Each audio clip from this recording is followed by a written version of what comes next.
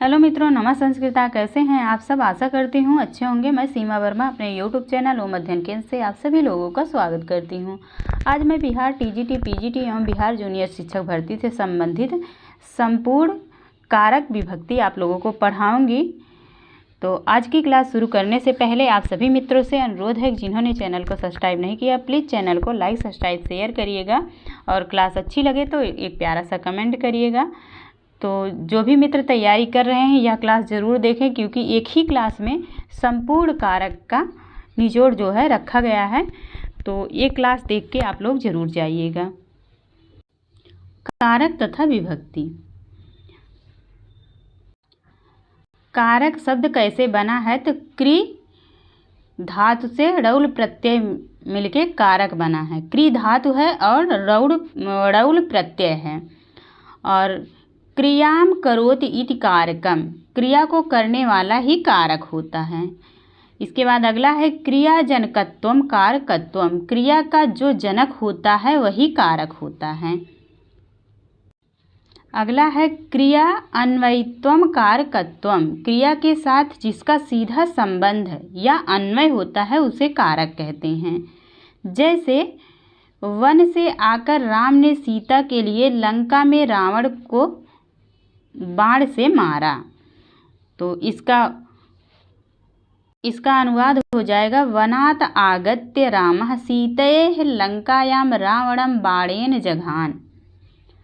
तो इस वाक्य में मारना क्रिया को संपादित करने वाला राम है, अतः राम कर्ता कारक है। क्रिया का प्रभाव जिस पर पड़ता है वह कर्म है मारना। क्रिया का प्रभाव रावण पर पड़ता है, अतः रावण कर्म है। क्रिया के संपन्न करने में अत्यधिक सहायक करण कहलाता है। यहाँ मारने की क्रिया में अत्यधिक सहायक बाण है, तो यहाँ बाण करण कारक है। सीता के लिए रावण मारा गया, अतः सीता संप्रदान है। वन अपादान कारक है। मारने की क्रिया लंका में पूर्ण हुई, अतः लंका अधिकरण कारक है। इस प्रकार इस वाक्य में राम, सीता, रावण, वन, बाण, लंका इन सभी शब्दों का मारना जघान क्रिया से संबंध है, अतः उपर्युक्त ये सभी शब्द कारक हैं। अब कारकों की संख्या दी हुई है, तो पूछा जाएगा कारक कितने होते हैं? तो कारक 6 होते हैं। कितने होते हैं? 6। कर्ता, कर्म, करण, संप्रदान, अपादान, अधिकरण, ये 6 कारक हैं। श्लोक दिया हुआ है कर्ता कर्म च करणम संप्रदानम तथैव च अपादान अधिकरणे इत्याहु कारकाणि षट्। तो जिनका क्रिया के साथ सीधा संबंध नहीं होता या जो क्रिया की सिद्धि में सहायक नहीं होते उन्हें कारक नहीं कहा जा सकता। इसीलिए संबंध और संबोधन कारक नहीं माने जाते, क्योंकि क्रिया के साथ इनका साक्षात संबंध नहीं है। तो प्रश्न बनेगा, यहाँ से देखिए, कारक किसे नहीं मानते हैं? संबंध और संबोधन को कारक नहीं माना जाता है। ठीक, इसको याद रखिएगा, दिया रहता है प्रश्न में, संबंध और संबोधन को कारक नहीं माना जाता। अब यहाँ पे है कारक के चिन्ह।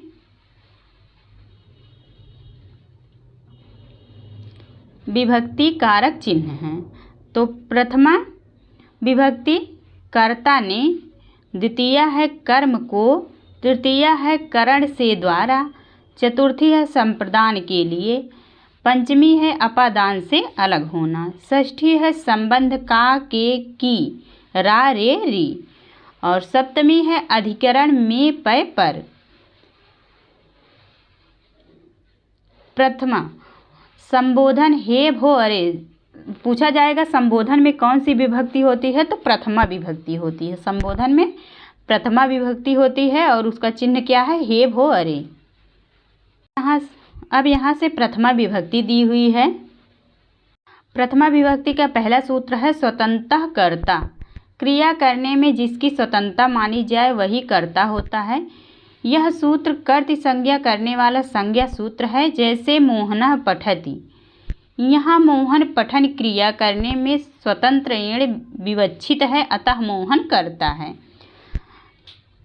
वाक्य में कर्ता की स्थिति के अनुसार संस्कृत में वाक्य 3 प्रकार के होते हैं। एक कर्तृवाच्य, पहला है कर्तृवाच्य, दूसरा कर्मवाच्य और तीसरा है भाववाच्य। तो कर्तृवाच्य पहले देख लीजिए। मोहना पुस्तकम पठति, यहाँ कर्ता की प्रधानता होती है और कर्ता में प्रथमा विभक्ति होती है। तो प्रश्न कैसे बनेगा? कर्तृवाच्य, कर्तृवाच्य में किसकी प्रधानता होती है? तो यहाँ कर्ता की प्रधानता होती है। और इसके बाद दूसरा है कर्मवाच्य, मोहनेन पुस्तकम पठ्यते, यहाँ कर्म की प्रधानता होती है और कर्ता में तृतीया विभक्ति होती है। तो यहाँ भी ऐसे प्रश्न बनेगा कि कर्मवाच्य में किसकी प्रधानता होती है? तो कर्मवाच्य में कर्म की प्रधानता होती है और कर्मवाच्य में तृतीया विभक्ति होती है। कर्तृवाच्य में कर्ता की प्रधानता होती है और कर्ता में प्रथमा विभक्ति होती है। इसके बाद है भाववाच्य। भाववाच्य का एग्जाम्पल है रामेण भूयते, यहाँ भाव क्रिया की प्रधानता होती है और कर्ता में तृतीया विभक्ति होती है। तो यहाँ का प्रश्न कैसे बनेगा? भाववाच्य में किसकी प्रधानता होती है? तो भाववाच्य में क्रिया की प्रधानता होती है और इसमें कर्ता में तृतीया विभक्ति होती है। अब दूसरा सूत्र है प्रातिपदिकार्थ लिंग परिमाण वचन मात्रे प्रथमा, प्रथमा विभक्ति का दूसरा सूत्र। प्रातिपदिकार्थ लिंग परिमाण वचन मात्रे प्रथमा, प्रातिपदिकार्थ मात्र में लिंग मात्र के आधिक्य में, परिमाण मात्र के आधिक्य में तथा वचन मात्र के आधिक्य में प्रथमा विभक्ति होती है। किसी प्रातिपदिक के उच्चारण में स्वार्थ, द्रव्य, लिंग, संज्ञा और कारक, इन पांचों में जिसका ज्ञान निश्चित रूप से हो उसे प्रातिपदिकार्थ कहते हैं। तो उदाहरण है उच्चई नीचई कृष्णा श्री ज्ञानम। यदि प्रश्न बनेगा प्रातिपदिकार्थ लिंग परिमाण वचन मात्रे प्रथमा का उदाहरण क्या है? तो उच्चई नीचई कृष्णा श्री ज्ञानम। अब यहाँ से लिंग मात्र अधिक्य प्रथमा, यदि प्रश्न बनता है लिंग मात्र अधिक्य का उदाहरण क्या है? तो तटः तटी तटम।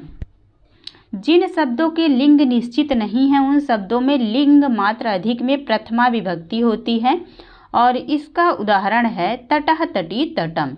तटः पुल्लिंग है, तटी स्त्रीलिंग है और तटम नपुंसक लिंग है। इसके बाद अब परिमाण मात्र में प्रथमा। परिमाण वजन, माप, तौल। परिमाण का अर्थ क्या होता है? वजन करना, माप करना, तौल करना। मात्रा का बोध कराने के लिए प्रथमा विभक्ति का प्रयोग होता है, जैसे द्रोणो व्रीहि। अब प्रश्न यहाँ कैसे बनेगा? परिमाण मात्र का उदाहरण है, तो परिमाण मात्र का क्या है? द्रोणो व्रीहि। इसके बाद है वचन मात्रे प्रथमा। वचन अर्थात संख्या मात्र का बोध कराने के लिए प्रथमा विभक्ति का प्रयोग होता है, जैसे वचन मात्र का यह उदाहरण है एका द्वौ बहवः। वचन मात्र का उदाहरण पूछा जाएगा तो कौन सा है? एका द्वौ बहवः।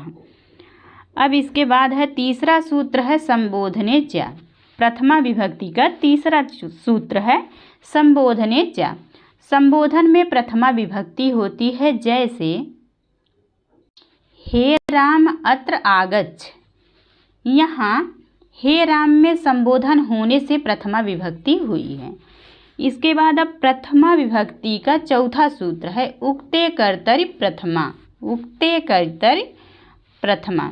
कर्तृवाच्य में जहाँ कर्ता उक्त या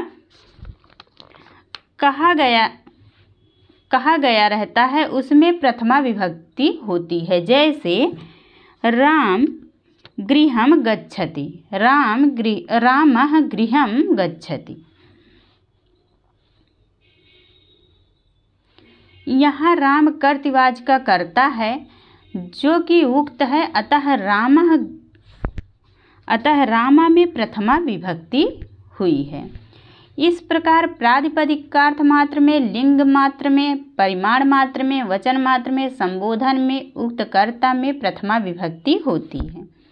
अब प्रथमा विभक्ति यहाँ पे समाप्त हो गई, द्वितीय विभक्ति चालू हुई। द्वितीय विभक्ति में कौन सा कारक? कर्म कारक। द्वितीय विभक्ति में कर्म कारक।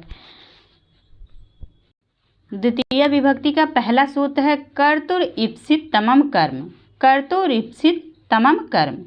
कर्ता अपनी क्रिया के द्वारा जिसे विशेष रूप से प्राप्त करना चाहता है उसकी कर्म संज्ञा होती है। जैसे राम लेखन्या पत्रम लिखति। यहाँ राम रूपी कर्ता अपनी लेखनी रूपी क्रिया से सबसे ज़्यादा पत्र लिखना चाह रहा है अथवा पत्र में कर्म हो गया है।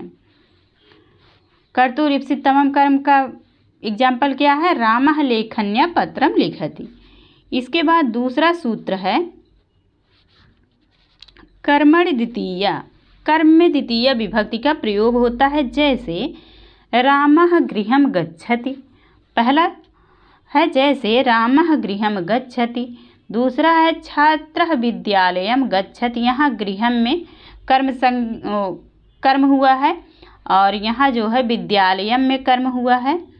तीसरा है अहम जलम पिबामी। तो यहाँ जलम में कर्म हुआ है। चौथा है बालकाः फलानि खादन्ति। तो यहाँ फलानि में कर्म हुआ है। पांचवा है सह नगरम गच्छति। तो यहाँ नगरम में जो है कर्म हुआ है। अगला है भक्तः हरिम भजति। तो यहाँ हरि में कर्म हुआ है। उपर्युक्त वाक्यों में गृह, विद्यालय, जल, फल, नगर, हरि आदि सभी की कर्म संज्ञा है। अतः सभी पदों में कर्म होने के कारण कर्मण द्वितीय से द्वितीय विभक्ति हुई है। यहाँ यह प्रश्न बनेगा द्वितीय विभक्ति किससे होती है? तो कर्मण द्वितीय से। अगला सूत्र है अकथितं च। अपादान, संप्रदान, करण आदि कारकों के द्वारा अविवक्षित कारक कर्म संज्ञा होता है। दुह आदि 12 एवं नी आदि 4 कुल 16 धातुओं के कर्म से जिसका संबंध होता है वह अकथित कहा जाता है। तो यहाँ पूछेगा द्विकर्मक धातुएं कितनी होती हैं? तो द्विकर्मक धातुएं 16 होती हैं। 16 द्विकर्मक धातुएं यही हैं। दुह, याच, पच, दंड, रुध, प्रछ, ची, ब्रू, सास, जी, मथ, मुस ये 12 हैं। और नी, ह्री, कृस, वह ये 4 हैं। 16 द्विकर्मक धातुएं हैं। इनको आप लोग याद कैसे करेंगे? दुह, यच, पच, दंड, रुध, प्रछ, ची, ब्रू, सास, जी, मथ, मो, सामरी, नी, ह्री, कृस, वाहामरी। तो ये 16 द्विकर्मक धातुएं आप लोग गीत के माध्यम से याद करेंगे तो हो जाएगा याद। दुह, याच, पच, दंड, रुध, प्रछ, ची, ब्रू, सास, जी, मथ, मो, सामरी, नी, ह्री, कृस, वाहामरी। इन 16 धातुओं में इनके समानार्थक धातुओं के योग में अपादान, संप्रदान, करण आदि कारकों की कर्म संज्ञा होती है और उनमें द्वितीय विभक्ति का प्रयोग होता है। अब यहाँ से द्विकर्मक धातुओं के योग में अपादान आदि का कर्म होना। यहाँ पे धातु दिया गया है, धातु का प्रयोग दिया गया है और उसका अर्थ दिया गया है। तो पहला एग्जाम्पल है 16 द्विकर्मक धातुओं का। पहला है दुह। दुह अर्थात दुहना। दुह का अर्थ क्या होता है? दुहना। तो एग्जाम्पल है ग्वाला धेनुम दुग्धम दोग्धी। इसका अर्थ क्या है? ग्वाला गाय से दूध दूहता है। दूसरा है याच। याच का अर्थ क्या है? मांगना। हरि बलिम वसुधाम याचते। यह दूसरा एग्जाम्पल है सह नृपम क्षमाम याचते। इसका अर्थ है हरि बलिम वसुधाम याचते का हरि बलि से पृथ्वी मांगते हैं, और दूसरे का है वह राजा से क्षमा मांगता है। अब इसके बाद तीसरा है पच। पच का अर्थ क्या है? पकाना। माता तंडुलान ओदनम पचती, माता चावलों से भात पकाती हैं। चौथा है दंड, अर्थात दंड देना। राजा चौरम शतम दंडयति, राजा चोर से 100 रुपये दंड लेता है। पांचवा है रुद्ध। रुद्ध का अर्थ क्या है? रोकना। राजा शत्रुन दुर्गम रुणद्धि, इसका अर्थ है राजा शत्रुओं को किले में रोकता है। छठा है प्रच्छ। प्रच्छ का अर्थ क्या है? पूछना। गुरु शिष्यम प्रश्नम पृच्छति, गुरु शिष्य से प्रश्न पूछता है। अगला सातवां है ची। ची का अर्थ क्या होता है? चुनना। बालकः वृक्षम फलानि अवचिनोति, बालक वृक्ष से फल चुनता है। अगला है ब्रू। ब्रू का अर्थ क्या है? बोलना। गुरु शिष्यम धर्मम ब्रूते, गुरु शिष्य से धर्म बताते हैं।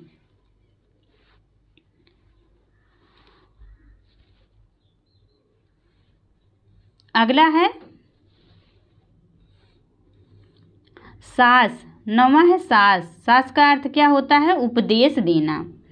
गुरु शिष्यम धर्मम शास्ति, गुरु शिष्य को धर्म का उपदेश देते हैं। 10वां है जी। जी का अर्थ क्या होता है? जीतना। सह देवदत्तम शतम जयति, वह देवदत्त से 100 रुपये जीतता है। 11वां है मथ। मथ का अर्थ क्या होता है? मथना।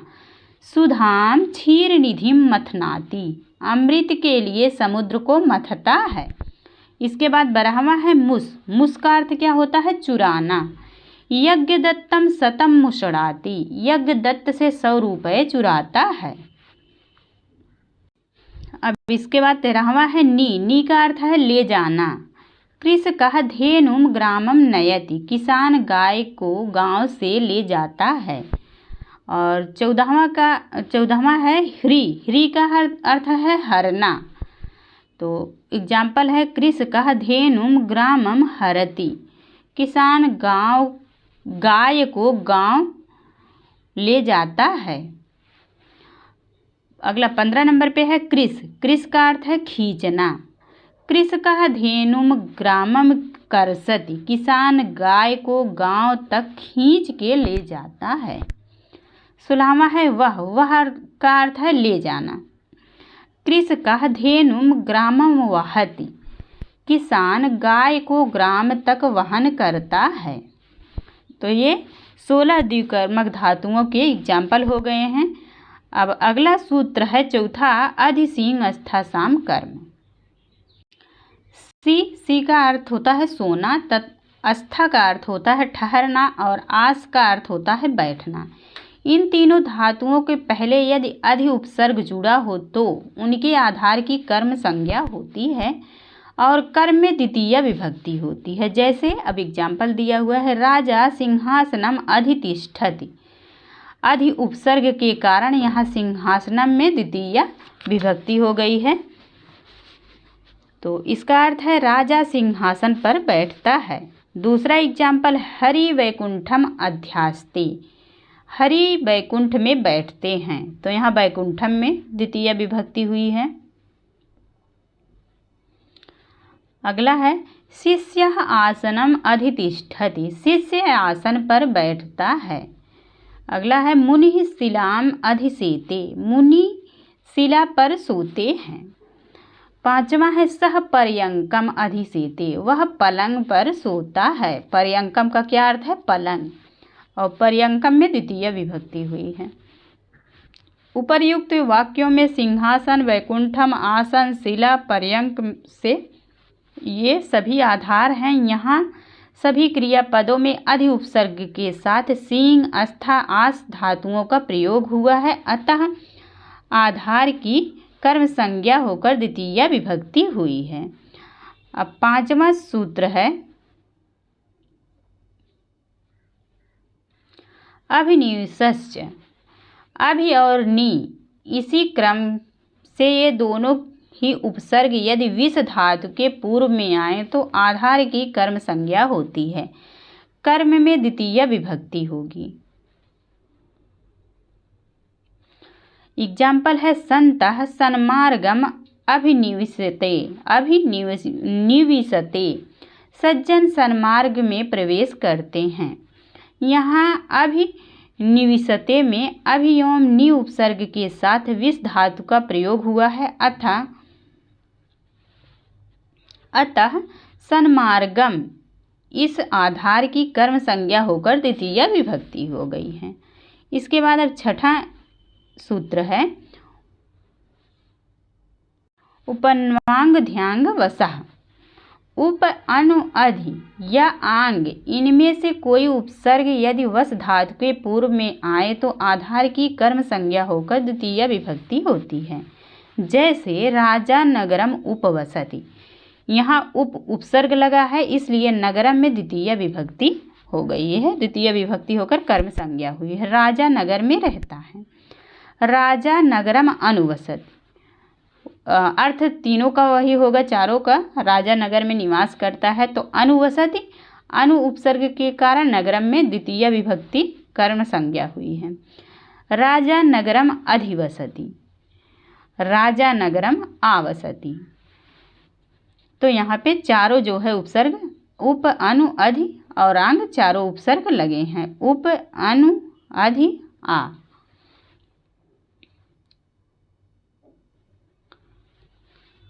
यहाँ वस धातु के पूर्व उप अनु अधि एवं आंग उपसर्ग के प्रयोग हुआ है। अतः आधार नगर की कर्म संज्ञा हो गई है और उसमें द्वितीय विभक्ति हो गई है। और सातवां सूत्र है अंतरा अंतरेण युक्ते। सातवां सूत्र है अंतरा अंतरेण युक्ते। अंतरा अर्थात मध्य में और अंतरेण अर्थात विना, इन अव्ययों के योग में द्वितीय विभक्ति होती है। उदाहरण है अंतरा ग्रामम नदी वहती। दो गांवों के बीच में नदी बहती है। तो ग्रामम में द्वितीय विभक्ति हो गई है। संस्कृतम अंतरेण न किमपि जानामि। संस्कृत के सिवाय और कुछ नहीं जानता, तो संस्कृतम में द्वितीय विभक्ति हुई है। इसके बाद आठवां सूत्र है अभितः परितः समया निकषाः प्रतियोगे अपि। तो अभितः अर्थात दोनों ओर या आसपास, परितः चारों ओर, समया समीप, निकषः निकट, हा मतलब शोक, प्रति मतलब ओर, इन शब्दों के योग में द्वितीय विभक्ति होती है। अब एग्जाम्पल है ग्रामम अभितः वनम अस्ति। गांव के आस पास वन हैं। आश्रमम अभितः वृक्षाः सन्ति। आश्रम के दोनों ओर वृक्ष हैं। विद्यालयम परितः वृक्षाः सन्ति। विद्यालय के चारों ओर वृक्ष हैं। परितः के कारण द्वितीय विभक्ति हुई है। ग्रामम परितः उपवनानि सन्ति। गांव के चारों ओर उपवन हैं। अगला एग्जाम्पल है लंकाम समया सागरः अस्ति। लंका के समीप सागर है। अगला है लंकाम निकषा हनिष्यति। लंका के समीप मरेगा। अगला है हा कृष्ण भक्तम। कृष्ण के भक्त के लिए खेद है। अगला एग्जाम्पल है बुभुक्षितम न प्रतिभाति किंचित। भूखे को कुछ भी अच्छा नहीं लगता। अगला है छात्रः गुरुं प्रति श्रद्धाति। छात्र की गुरु के प्रति श्रद्धा है। अगला है सह नगरम प्रति गच्छति। वह नगर की ओर जाता है। प्रति के कारण नगरम में द्वितीय विभक्ति हुई है। अब नौवां सूत्र है उग सर्वस्व कार्याधिकुपर्यादिस्त्रिषु द्वितीया आम्रेडितान्तेषु ततो अन्यत्रापि दृश्यते। उभयतः सर्वताधिक उपरि उपरि अध्य अधि अधो अधः पदों के योग में द्वितीय विभक्ति होती है। यहाँ से आप लोगों को यदि सूत्र नहीं याद रहेगा तो यहाँ से प्रश्न गलत हो सकता है। जैसे प्रश्न इस प्रकार भी बन सकता है अधो अधः के योग में कौन सी विभक्ति होती है, या ऊपर ऊपर के योग में कौन सी विभक्ति होती है, या धिक के योग में कौन सी विभक्ति होती है। इस प्रकार से प्रश्न बनता है। तो इसको आप लोग याद करिएगा। तो इसका एग्जाम्पल है उभयता नदीम वृक्षाः सन्ति, नदी के दोनों ओर वृक्ष हैं। अगला है मार्गम उभयतः वृक्षाः सन्ति, मार्ग के दोनों ओर पेड़ हैं। नगरम सर्वतः प्राकाराः अस्ति, नगर के चारों ओर परकोटा है। अगला है धिक् कृष्णा भक्तम, कृष्ण के भक्त को धिक्कार है। ऊपरी ऊपरी लोकम हरि, इस लोक के ठीक ऊपर हरि हैं। अगला है अध्यधिलोकम हरि, हरि के लोक के पास हैं, हरि लोक के पास हैं। अगला है अधो अधः लोकम हरि, पाताल लोक के ठीक नीचे हरि हैं। अब 10वां सूत्र है कालध्वनो अत्यंत संयोगी, कालध्वनो अत्यंत संयोगी। यदि किसी काल में कोई क्रिया लगातार हो तो ऐसे कालवाची पद में द्वितीया विभक्ति होती है। इसी तरह यदि अध्व अर्थात मार्ग की दूरी में कोई वस्तु लगातार हो तो उस अध्ववाचक मार्गवाचक शब्दों में द्वितीया विभक्ति होती है। जैसे मार्गवाचक है छात्रः क्रोशम अधीते, छात्र कोश भर लगातार पढ़ता है, तो यहाँ क्रोशम में द्वितीय विभक्ति हुई है। अब मार्गवाची है क्रोशम गिरिः वर्तते, कोश भर विस्तृत पर्वत है, तो क्रोशम में द्वितीय विभक्ति हो गई है। मार्गवाची अब ये भी है क्रोशम कुटिला नदी, कोश भर नदी टेढ़ी है, तो क्रोशम में द्वितीय है। अब एक कालवाची है सह मासम अधीते रामायणम, वह महीने भर रामायण पढ़ता है, यह भी कालवाची है। सह सप्ताहम पठिष्यति, वह सप्ताह भर पढ़ता है, और यह भी कालवाची ही है। छात्रः मासम अधीते, छात्र महीने भर लगातार पढ़ता है। तो यहाँ मासम सप्ताहम मासम में द्वितीय हुआ है। अब इसके बाद तृतीया विभक्ति करण कारक, तृतीया विभक्ति करण कारक। तो तृतीय विभक्ति का पहला सूत्र है साधकतम करणम, साधकतम करणम। क्रिया की सिद्धि में जो सबसे अधिक उपकारक होता है उसे करण कहते हैं।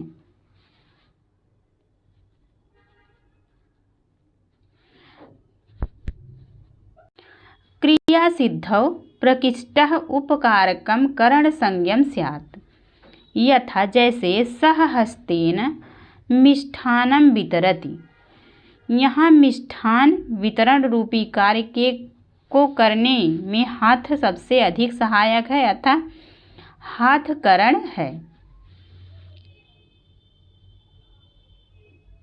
और दूसरा सूत्र है कर्तृकरणयोस् तृतीया, अनुक्त कर्ता अर्थात कर्मवाच्य और भाववाच्य के कर्ता और करण में तृतीय विभक्ति होती है। जैसे सह कुठारेण वृक्षम छिनत्ति, वह कुल्हाड़ी से वृक्ष को काटता है, करण में तृतीय हुई है कुठारेण में। रामेण बालिः हतः, राम के द्वारा बाली मारा गया, यहाँ कर्ता में तृतीया हुई है रामेण में। अगला है बालकः दंडेन सर्पम हन्ति, बालक डंडे से सर्प को मारता है, तो यहाँ दंडेन में तृतीय है। त्वम कलमेन पत्रम लिखति, तू कलम से पत्र लिख, यहाँ कलमेन में तृतीय है। मोहना दात्रेण लुनाति, यहाँ मोहन हंसिये से काटता है, तो दात्रेण में तृतीय विभक्ति हुई है। रामेण बाणेन हतो बाली, ये वेरी इंपॉर्टेंट है। रामेण बाणेन हतो बाली, राम के बाण द्वारा बाली मारा गया, यहाँ कर्ता रामेण है और करण बाणेन है, दोनों में तृतीया विभक्ति हुई है। अब अगला सूत्र है सहयुक्ते अप्रधाने, सह साकम सार्धम समम आदि सहार्थक शब्द के योग में अप्रधान में तृतीया विभक्ति होती है। जैसे पुत्रेण सह आगता पिता,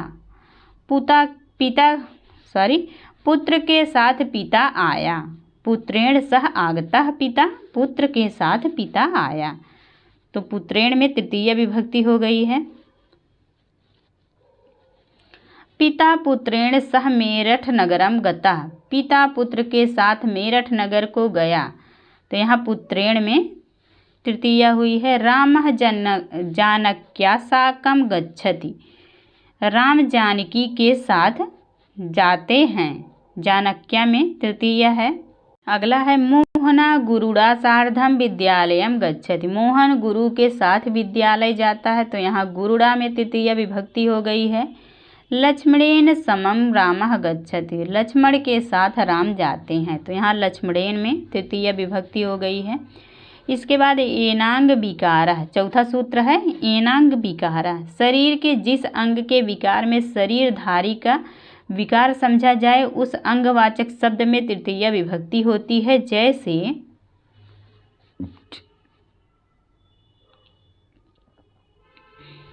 अक्षणा काढ़ा, आँख से काना है तो अक्षड़ा में तृतीया है। हस्तेन लुंजा, हाथ से लुंज। सिरसा खलवाटा, सिर से गंजा। कर्णाभ्याम बधिरा, कानों से बहरा। पादेन खंजा, पैर से लगड़ा। पृष्ठेन कुब्जा, पीठ से कुबड़ा। तो यहाँ हस्तेन में तृतीया, सिरसा में तृतीया, कर्णाभ्याम में तृतीया, पादेन पृष्ठेन में तृतीया विभक्ति हुई है।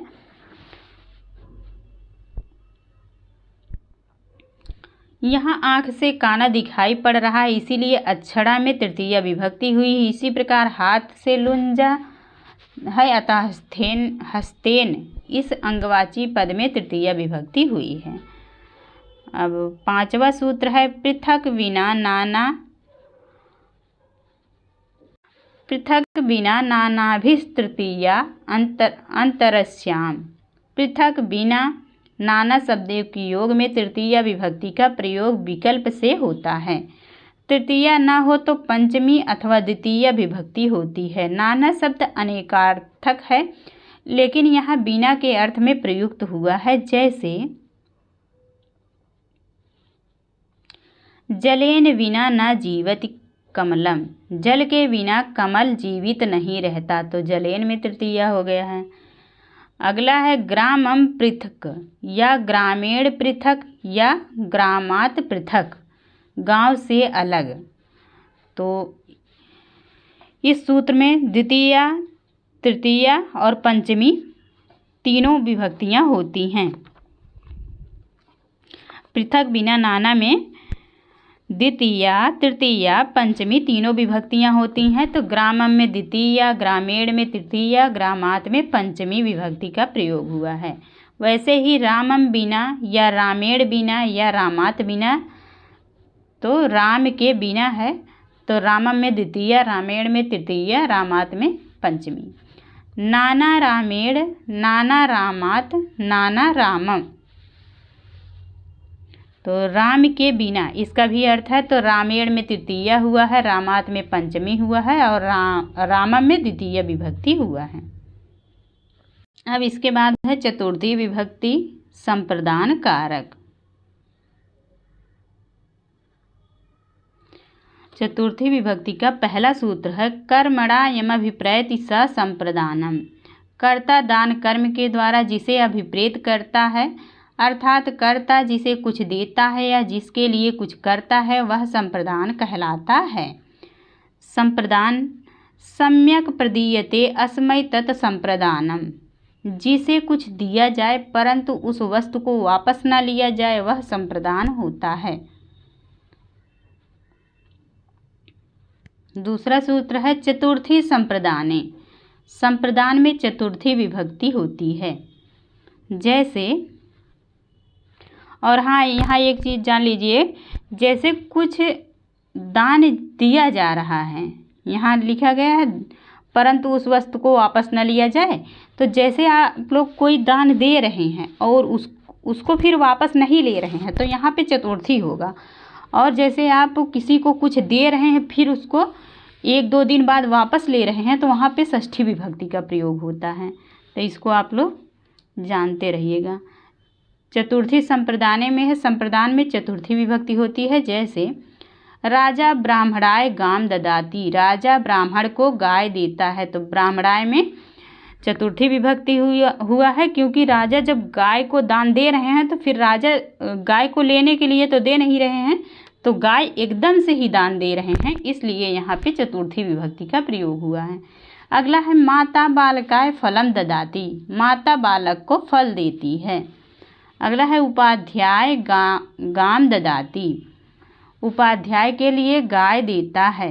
अगला है ब्राह्मणाय भूमिम ददाति, ब्राह्मण को भूमि देता है।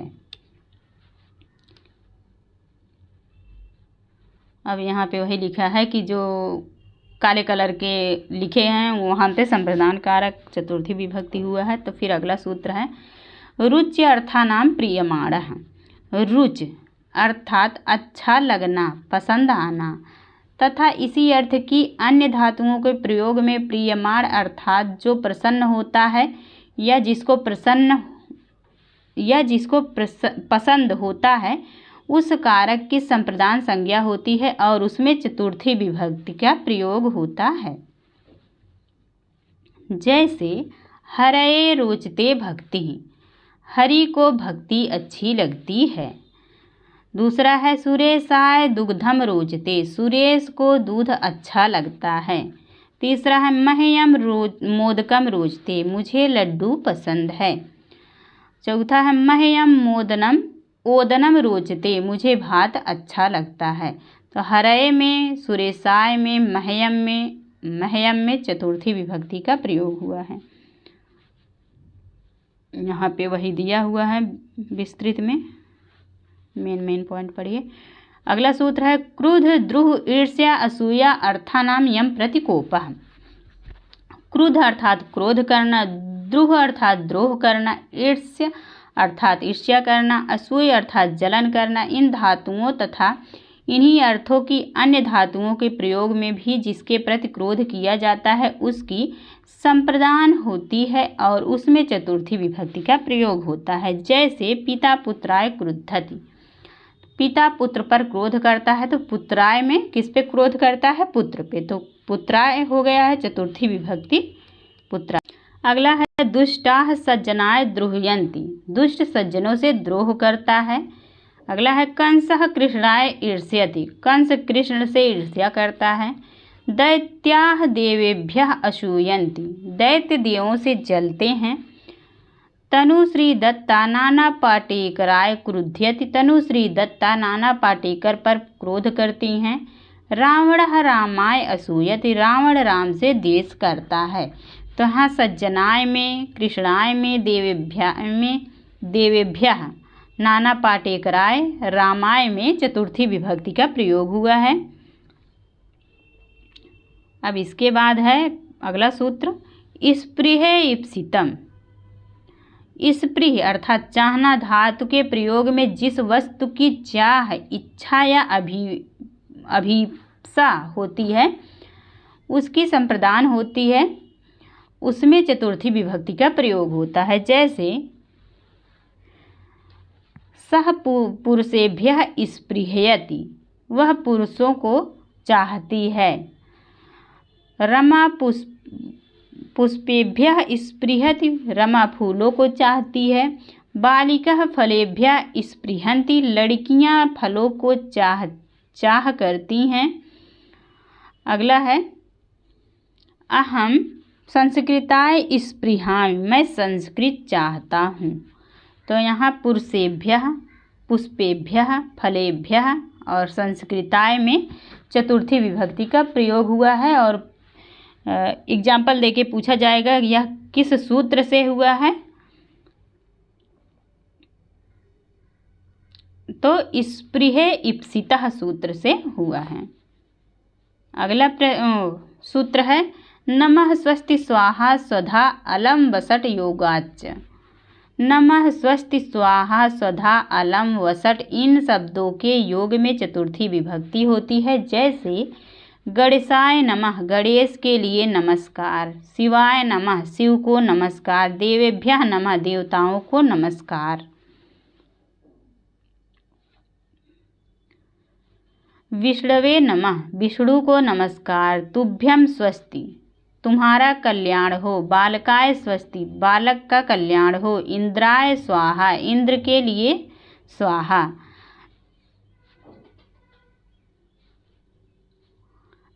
अग्नये स्वाहा, अग्नि के लिए स्वाहा। पितृभ्यः स्वधा, पितरों को स्वधा। दैतेभ्यः हरि अलम, दैत्यों के लिए हरि पर्याप्त हैं। तो यहाँ दैतेभ्यः, पितृभ्यः, अग्नये, इंद्राय, बालकाय, तुभ्यम और गणेशाय, शिवाय, देवेभ्यः, विष्णवे में चतुर्थी विभक्ति का प्रयोग हुआ है। अब इसके बाद है पंचमी विभक्ति अपादान कारक। पंचमी विभक्ति का पहला सूत्र है ध्रुवम अपाये अपादानम। अपाय अर्थात अलग होना, अर्थ में जो ध्रुव होता है जिससे कोई वस्तु अलग हो रही हो उसे अपादान कहते हैं। जैसे वृक्षात पत्रम पतति, वृक्ष से पत्ता गिरता है। इस वाक्य में पत्ता वृक्ष से अलग हो रहा है, अतः वृक्ष अपादान है और वृक्षात में पंचमी विभक्ति हुई है। अब अगला सूत्र है अपादाने पंचमी। अपादाने पंचमी, अपादान में पंचमी विभक्ति होती है। जैसे सह ग्रामात गच्छति, वह गांव से जाता है। अगला है वृक्षात पत्राणि पतन्ति, वृक्ष से पत्ते गिरते हैं। अगला है महेशः आसनात् उत्तिष्ठति, महेश आसन से उठता है। अगला है गंगा हिमालयात प्रभवति, गंगा हिमालय से निकलती हैं। अगला है बालकः सोपानात् पतति, बालक सीढ़ी से गिरता है। अगला है सर्वे विमानात् अवतरन्ति, सभी विमान से उतरते हैं। तो यहाँ ग्रामात में, वृक्षात में, आसनात में, हिमालयात, सोपानात और विमानात में पंचमी विभक्ति हुई है। अब अगला है यह वार्तिक है। क्या है? वार्तिक है। जुगुप्सा विराम प्रमादा अर्थानाम उपसंख्यानम। वार्तिकार्थ है जुगुप्सा अर्थात घृणा या निंदा। अगला है विराम अर्थात रुकना, प्रमाद अर्थात आलस्य। इन अर्थ वाली धातुओं के प्रयोग में जिससे जुगुप्सा, विराम अथवा प्रमाद किया जाए उसकी अपादान संज्ञा होती है और उसमें पंचमी विभक्ति होती है। तो जिससे यहाँ पे जुगुप्सा, विराम अथवा प्रमाद किया जाए, यह जो है जिससे किया जाता है, जैसे जुगुप्सा, विराम, प्रमाद जिससे किया जाएगा उसमें पंचमी होगी। तो एग्जाम्पल देखिए, पापात जुगुप्सते, तो यहाँ देखिए पाप से जुगुप्सा कर अर्थात घृणा कर रहा है, तो पापात में पंचमी होगा। पापात जुगुप्सते, पाप से घृणा करता है। सह कार्यात विरमति, वह कार्य से रुकता है। सह पठनात् प्रमादयति, वह पढ़ने से प्रमाद करता है। सह धर्मात् प्रमादयति, वह धर्म से प्रमाद करता है। स्व अध्ययात माँ प्रमदः, स्वाध्याय से प्रमाद मत कर रहा है। तो यहाँ पे पापात, कार्यात, पठनात्, धर्मात्, स्व अध्ययात में पंचमी विभक्ति का प्रयोग हुआ है। अब अगला सूत्र है भीत्रार्थानाम भय हेतु। भीत्रार्थानाम भय हेतु, सूत्र का अर्थ है भय अर्थात डर, अर्थ वाली और त्राण अर्थात रक्षा अर्थ वाली धातुओं के योग में जिससे भय हो या जिससे रक्षा की जाए उसकी अपादान संज्ञा होती हैं। जैसे चोरात बिभेति, चोर से डरता है। तो चोरात किससे डर रहा है? चोर से डर रहा है, तो चोरात में पंचमी विभक्ति हो जाएगी। अगला है वृकः सिंहात बिभेति, भेड़िया सिंह से डरता है। शिशु सर्पात बिभेति, बच्चा सांप से डरता है। पिता पुत्रम सिंहात रक्षति, पिता पुत्र की सिंह से रक्षा करता है। माता पुत्रम अग्नेः रक्षति, माता पुत्र की आग से रक्षा करती हैं। पापात त्रायते, पाप से रक्षा करता है। तो यहाँ सिंहात, सर्पात, सिंहात, अग्नेः, पापात में पंचमी विभक्ति हुई है। अगला सूत्र है आख्यातोपयोगे, जिससे नियम पूर्वक विद्या पढ़ी जाए या कुछ सीखा जाए। ऐसे व्याख्याता, प्रवक्ता, शिक्षक, पढ़ाने वाले की अपादान संज्ञा होती है और अपादान में पंचमी विभक्ति होती है। जैसे उपाध्यायात अधीते, उपाध्याय से पढ़ता है। दूसरा है छात्रः गुरोः अधीते, छात्र गुरु जी से पढ़ता है। अगला है रवि शिक्षकात संगीतम शिक्षते, रवि शिक्षक से संगीत सीखता है। अगला है बालकः अध्यापकात् संस्कृतं पठति, बालक अध्यापक से संस्कृत पढ़ता है। अगला है वटुः गुरोः कर्मकांडम जानाति, वटु गुरु से कर्मकांड जानता है। तो यहाँ उपाध्यायात, गुरोः, शिक्षकात, अध्यापकात और गुरोः में पंचमी विभक्ति का प्रयोग हुआ है। अन्य, आरात, इतर, रीते, दिक् शब्द अच उत्तर पद अजाहि युक्ते। अन्य, भिन्न, इतर, रीते, पूर्व, प्राक, प्रत्यक, बहि, आरभ्य, प्रकृति आदि शब्दों के योग में पंचमी विभक्ति का प्रयोग होता है। तो जैसे अन्य, अन्यः कृष्णात्, कृष्ण से भिन्न।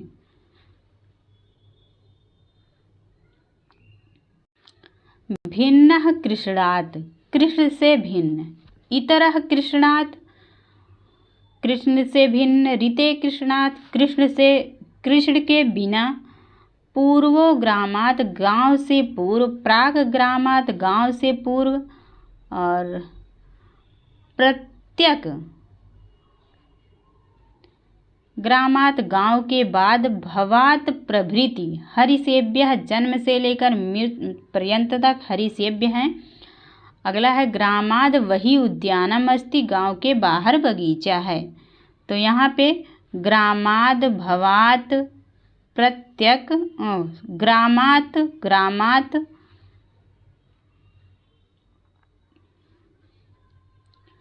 कृष्णात, कृष्णात, कृष्णात, कृष्णात और ग्रामात। ग्रामात में जो है पंचमी विभक्ति का प्रयोग हुआ है। और कृष्णात में अन्य के कारण कृष्णात में पंचमी, भिन्न के कारण कृष्णात में, इतर के कारण कृष्ण में पंचमी हुआ है, रीते के कारण। तो इसी प्रकार से पूर्व, प्राक के कारण जो है पंचमी विभक्ति हुई है। अब यहाँ पे षष्ठी विभक्ति है और षष्ठी विभक्ति संबंध कारक। षष्ठी विभक्ति का पहला सूत्र है षष्ठी से कर्ता, कर्म, करण, संप्रदान, अपादान, अधिकरण कारकों में तथा प्रातिपदिकार्थ में विभक्तियों का विधान कर चुके, इसके अतिरिक्त जो बच गया हो वही शेष है। इस प्रकार कारक और प्रातिपदिकार्थ से अतिरिक्त स्व, स्वामी भाव, जन्य, जनक भाव, कार्य, कारण भाव आदि संबंध शेष हैं। उस शेष की विवक्षा में षष्ठी विभक्ति होती है। जैसे राज्ञः पुरुषः, राजा का पुरुष। गंगायाः जलम, गंगा का जल। दशरथस्य पुत्रः, दशरथ का पुत्र। पांचालानां भूमि, पांचालों की भूमि। यहाँ पे पंचमी विभक्ति हुई है, षष्ठी विभक्ति हुई है। राज्ञः में, गंगायाः में, दशरथस्य में और पांचालानां में। अगला सूत्र है षष्ठी हेतु प्रयोगे। यदि किसी वस्तु की हेतुता अर्थात कारणता प्रकट करनी हो और हेतु शब्द का साक्षात प्रयोग हो तो उस वस्तु का कारण तथा हेतु शब्द दोनों में षष्ठी विभक्ति का प्रयोग होता है। जैसे छात्रा अध्ययनस्य हेतोः प्रयागे वसति, छात्र अध्ययन के लिए प्रयाग में बसते हैं।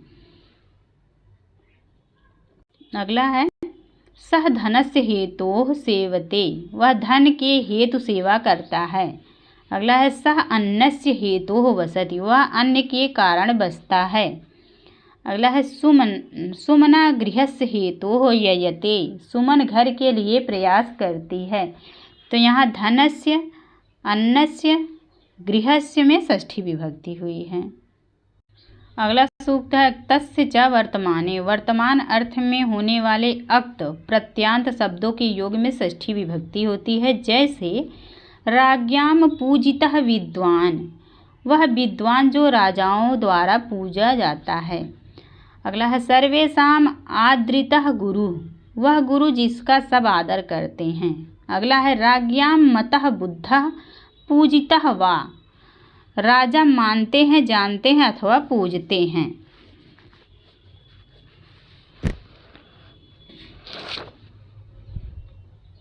अगला सूत्र है षष्ठी च अनादरे।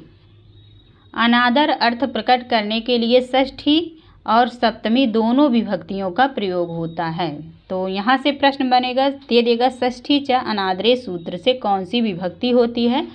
तो षष्ठी और सप्तमी दोनों विभक्तियाँ इससे होती है। जैसे बालका नाम चंदनः दुष्टः, बालकों में चंदन दुष्ट है। खगा नाम काकः धूर्तः, पक्षियों में कौवा धूर्त है। पशु नाम श्रृंगालः मूर्खः, पशुओं में गीदड़ मूर्ख होता है।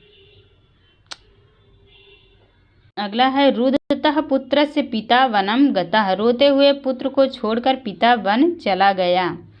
अगला है रुदति पुत्रे सा सह प्रव्रजीत, पुत्र के रोते रहने पर भी उसे छोड़कर संन्यास ले लिया।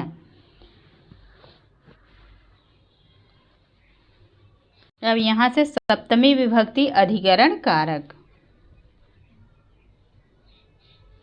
अधिकरण कारक का सप्तमी विभक्ति का पहला सूत्र है आधारो अधिकरणम। आधार को अधिकरण कहते हैं। अधिकरण उसे कहते हैं जो कर्ता और कर्म का आधार होता है। आधार के भेद। आधार 3 प्रकार के होते हैं। ये वेरी इंपॉर्टेंट है, इसको आप लोग ज़रूर याद करिएगा क्योंकि यहाँ से प्रश्न बहुत ज़्यादा बनता है। पहला है आधार के 3 प्रकार। पहला औपश्लेषिक आधार, दूसरा वैषयिक आधार, तीसरा है अभिव्यापक आधार। तो औपश्लेषिक आधार का एग्जाम्पल है कटे आस्ते। औपश्लेषिक आधार का उदाहरण है कटे आस्ते। और वैषयिक आधार का उदाहरण है मोक्षे इच्छा अस्ति। अभिव्यापक आधार का उदाहरण है तिलेषु तैलम। और दूसरा उदाहरण है पयसि घृतम। तीसरा है सर्वस्मिन् आत्मा अस्ति। तो आप लोग एग्जाम्पल और आधार के तीनों भेद जो है याद रखिएगा। दूसरा सूत्र है सप्तम्य अधिकरणे।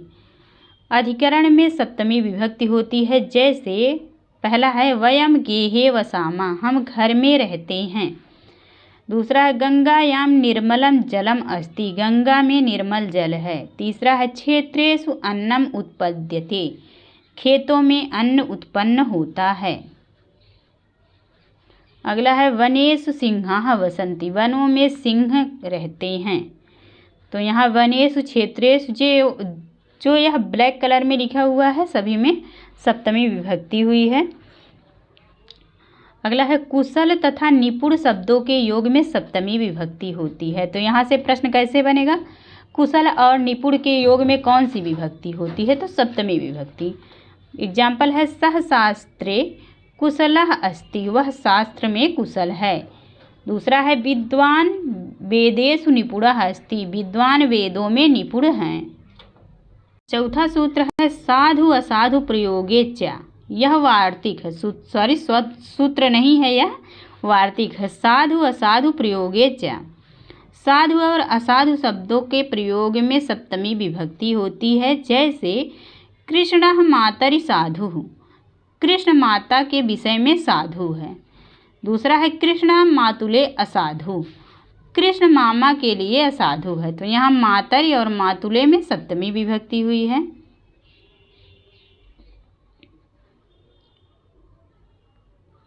यहाँ साधु शब्द के प्रयोग में होने से मातरि में सप्तमी तथा असाधु शब्द के प्रयोग होने पे मातुले में सप्तमी विभक्ति का प्रयोग हुआ है।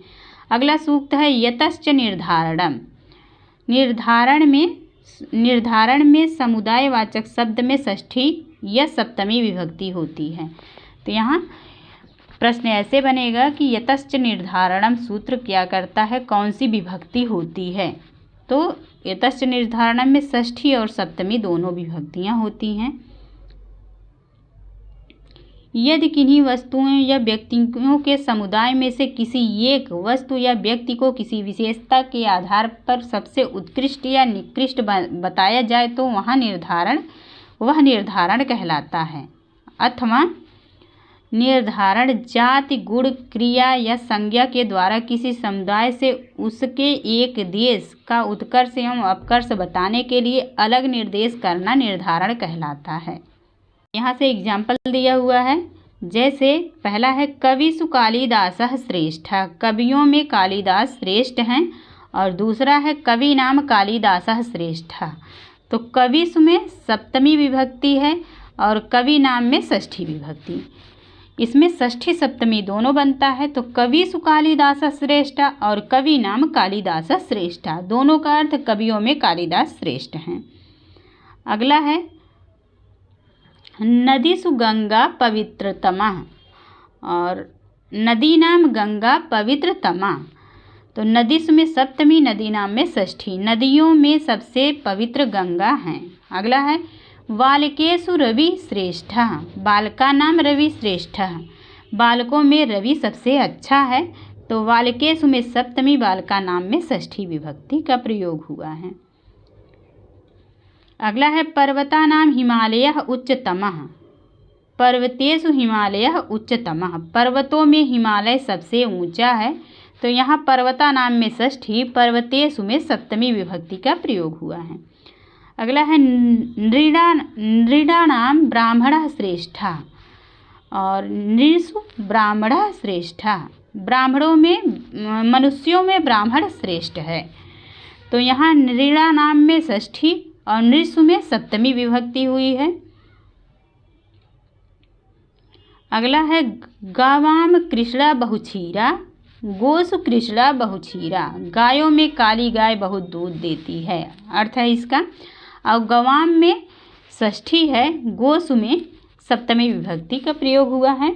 अगला है गच्छताम धावन शीघ्रः, और गच्छत्सु धावन शीघ्रः, चलने वालों में दौड़ने वाला शीघ्र पहुंचता है, तो यहाँ गच्छताम में षष्ठी विभक्ति का प्रयोग हुआ है और गच्छत्सु में सप्तमी विभक्ति का प्रयोग हुआ है। तो यहाँ पे सातों विभक्तियाँ जो है समाप्त हो गई। तो आज की क्लास यहीं पे समाप्त करते हैं। आप लोगों को क्लास कैसा लगा आज का कमेंट में ज़रूर बताइएगा। धन्यवाद।